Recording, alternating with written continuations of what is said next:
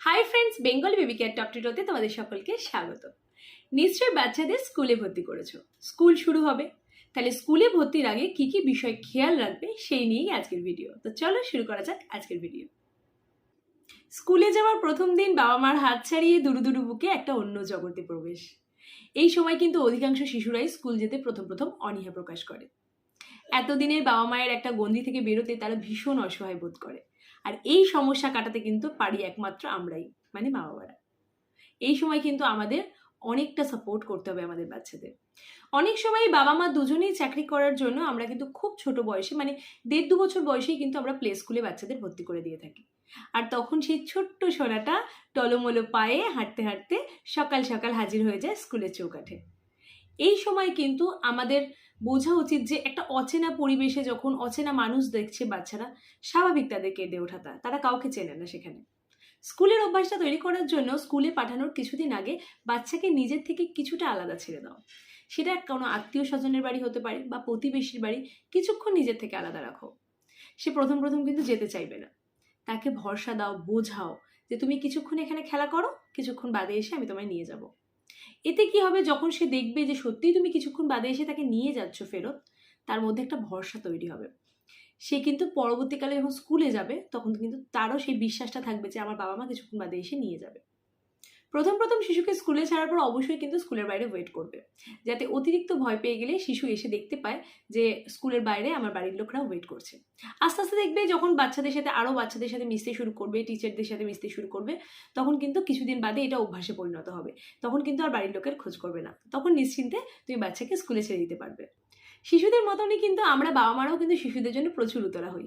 স্কুলে ছাড়ার পর এতদিন যেহেতু নিজের কাছে ছিল বাচ্চা, এখন একটা নতুন পরিবেশে যাচ্ছে, সেখানে ছাড়ার পর কিন্তু আমরা সবসময় ভাবি যে ঠিক আছে তো, বাচ্চা কাঁদছে না তো, তার জন্য কি করি, স্কুলের বাইরে থেকে আমরা স্কুলের জানলা দরজা দিয়ে উকিঝুঁকি মারি।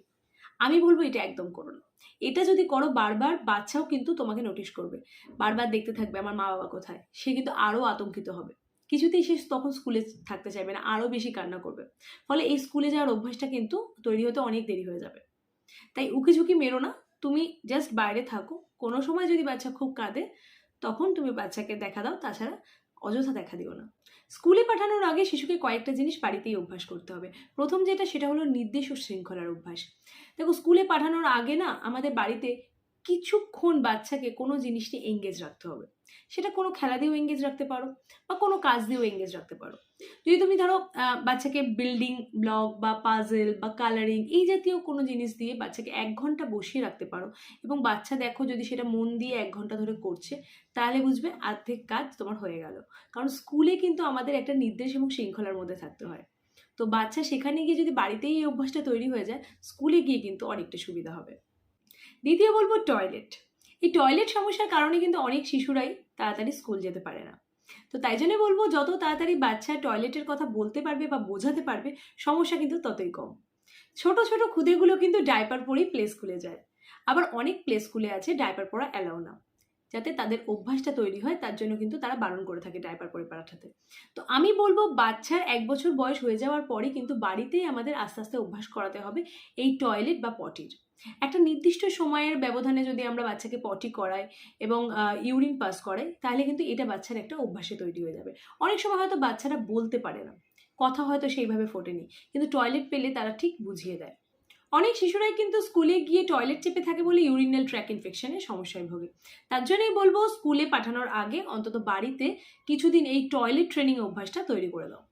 আর আরেকটা জিনিস বলবো, স্কুলে বাচ্চাকে, মানে যে স্কুলে বাচ্চাকে দিচ্ছ, দেওয়ার আগে অবশ্যই দেখে নাও স্কুলের দেখাশোনার ব্যবস্থাটা কেমন, মানে যারা বাচ্চাদের দেখাশোনা করে তারা কীরকম, বা ঠিকঠাক মতো টাইমে টু টাইম ডাইপার বাচ্চা চেঞ্জ করে দেওয়া হয় কিনা, ডাইপার চেঞ্জ করার সময় সঠিকভাবে হাইজিন মেনটেন করা হয় কিনা, এগুলো কিন্তু আমাদের বাবা মাদের একটু আগে থেকে দেখে নিতে হবে। থার্ড বলবো স্বনির্ভরতা। স্কুলে যাওয়ার পর কিন্তু বেশ কিছু কাজ বাচ্চাদের নিজেদেরই করতে হয়। দেখো, প্লে স্কুলে সেইভাবে টিফিনের প্রয়োজন পড়ে না, কিন্তু স্কুল থেকে বলে দেওয়া হয় যে টিফিন বক্সে করে কিছু টিফিন দিয়ে দেওয়ার জন্য, যাতে বাচ্চা নিজে নিজে খাওয়ার অভ্যাস তৈরি হয়। এই অভ্যাসটা কিন্তু আমাদের বাড়ি থেকে যদি একটুখানি আমরা এগিয়ে রাখি, তাতে কিন্তু বাচ্চার অনেকটা সুবিধা হয়। বাচ্চাকে ধরো যখন কোনো কিছু খেতে দিচ্ছ বাড়িতে, তখন সেটা নর্মাল থালাতে বা বাটিতে না দিয়ে একটা টিফিন বক্সে করে পুরে দাও। দিয়ে তাকে বলো যে দেখো তুমি স্কুলে এসছো, এবার তুমি নিজে নিজে টিফিন খাও। সে টিফিন বক্স খুলে টিফিন খাওয়ার হয়তো একটু ছড়াবে, নোংরা করবে প্রথম প্রথম, কিন্তু টিফিন খেতে চাইবে, সে বেশ মজা পাবে। তো সেই টিফিন খাওয়ার অভ্যাসটা কিন্তু আমরা যদি বাড়িতে তৈরি করি, তাহলে কিন্তু বাচ্চা স্কুলে গিয়ে অটোমেটিক নিজে নিজেই খেতে পারবে। এবং তাকে শেখাতে হবে যে টিফিন খাওয়ার আগে কিন্তু খুব ভালো করে হাতটা ধুতে হয় আমাদের, যাতে সে স্কুলে গিয়েও এই অভ্যাসটা তার থেকে যায়। বাচ্চাদের টিফিনের কথা যখন উঠলোই, তাহলে বলি আমার চ্যানেলে কিন্তু একটা ভিডিও আছে যেখানে বাচ্চাদের প্রতিদিন নিত্য নতুন কীরকম টিফিন দেওয়া যায় সেই নিয়ে আমি রেসিপি ভিডিও করে দেখিয়েছি। যদি তোমরা ভিডিওটা দেখতে চাও তাহলে ওপরে আই বাটনে আমি লিঙ্ক দিয়ে দিচ্ছি, সেখানে ক্লিক করে দেখতে পারো, বা ডেসক্রিপশন বক্সেও লিঙ্ক দিয়ে দিচ্ছি, সেখানে ক্লিক করেও দেখে নিতে পারো। এরপর আস্তে আস্তে বাচ্চাকে নিজে নিজে ব্যাগ গোছাতে দাও। যে সমস্ত জিনিসগুলো স্কুলে এসে নিয়ে যাবে সেগুলো ব্যাগের পাশে রেখে দাও, দিয়ে বলো তুমি নিজে নিজে ব্যাগ গোছাও। দেখো সে মজা পাবে। নিজে নিজে জুতো পরতে শেখাও, নিজে নিজে প্যান্ট জামা পরতে শেখাও। এতে দেখবে আস্তে আস্তে বাচ্চার মধ্যে একটা স্বনির্ভরতা তৈরি হবে, এবং স্কুলে গিয়ে কিন্তু এই জিনিসগুলো সে নিজে নিজে করতে পারবে। তার ফলে দায়িত্ববোধও কিন্তু বাচ্চার মধ্যে অনেকটা বাড়বে। ফোর্থ বলবো সরি আর থ্যাংক ইউ। স্কুল জীবনে সহপাঠের শুরুর দিকটা কিন্তু আমাদের বাড়িতে শেখাতে হবে। সরি আর থ্যাংক ইউ এই দুটো ছোট শব্দ যদি আমরা বাচ্চাদের শেখাতে পারি, মানে ভুল করলে যাতে বাচ্চা সরি বলে আর থ্যাংক ইউ কখন বলবে, এই দুটো ভালো করে যদি বাচ্চার মাথায় আমরা ঢুকিয়ে দিতে পারি, তাহলে কিন্তু আমাদের অনেকটা কাজ হয়ে গেল। দেখো সব জিনিস টিচাররা তো স্কুলে গেলে শেখাবেই, কিন্তু কিছু জিনিস না আমাদের মা বাবাদেরও দায়িত্ব থাকে বাড়িতে শেখানোর। লাস্ট বলবো প্রশ্ন করো। এত কিছু হওয়ার পরও যদি দেখো বাচ্চা স্কুলে যেতে অনিচ্ছুক, তাহলে বাচ্চাকে প্রশ্ন করো, জিজ্ঞাসা করো যে সে কেন স্কুল যেতে চাইছে না। স্কুলে কি কেউ তাকে বকেছে বা মেরেছে, বা কোনো কিছুতে স্কুলে সে ভয় পাচ্ছে? এই ধরনের প্রশ্নগুলো বাচ্চাকে করো, দেখো যে কি উত্তর পাচ্ছ। যদি কোনো সন্তোষজনক উত্তর না পাও, তাহলে ডিরেক্ট স্কুলে যাও, স্কুলে গিয়ে কথা বলো। স্কুলে গিয়ে খোঁজ নাও যে স্কুলের টিচিং স্টাফ এবং নন টিচিং স্টাফরা কীরকম ব্যবহার করে, বাচ্চার কোথায় অসুবিধা হচ্ছে সেটা কিন্তু তোমাকেই দেখতে হবে। বাচ্চাকে যে স্কুলে ভর্তি করছো, স্কুলে ভর্তি করার আগে অবশ্যই কয়েকটা জিনিস একটু খেয়াল রাখো, যে বাচ্চাদের দেখাশোনা করার জন্য স্কুলে কতজন কেয়ারিং স্টাফ রয়েছে, তারা ঠিক মতো খেয়াল রাখছে কিনা, বাচ্চাদের হাওয়া রোদ বাতাসে কতক্ষণ ধরে তারা খেলা করছে, কিরমভাবে বাচ্চাদের তারা ট্রিট করছে, এই সমস্ত কিছু কিন্তু আগে থেকে একটু খেয়াল রাখতে হবে। এর সাথে বাচ্চা একটু বড় হলেই, যেহেতু দিনকাল ভালো না, বাচ্চাকে কিন্তু গুড টাচ ব্যাড টাচের পার্থক্যটা বুঝিয়ে দিতে হবে। যদিও এখন স্কুলগুলো থেকে কিন্তু এর জন্য আলাদা করে ক্লাস করাচ্ছে বাচ্চাদের, তবুও বলবো আমাদের বাবা মাদের কর্তব্য এটা কিন্তু আমরা বাড়িতে যাতে বাচ্চাদের শিখিয়ে নিতে পারি। তো চলো, এই ছিল আজকের ভিডিও এখানেই শেষ করছি। ভিডিওটা ভালো লাগলে একটু লাইক করে দিও। আর যেহেতু সব বাচ্চারা এখন নতুন নতুন স্কুলে যাচ্ছে, তাই রিকোয়েস্ট করবো সমস্ত মায়েদের কাছে এই ভিডিওটা একটু শেয়ার করে দাও, তাহলে তাদের একটু সুবিধা হয়। ভালো লাগলে আমার চ্যানেলটাকে সাবস্ক্রাইব করে নিও আর কমেন্ট করে জানিও নেক্সট ভিডিও তোমরা কি চাইছো।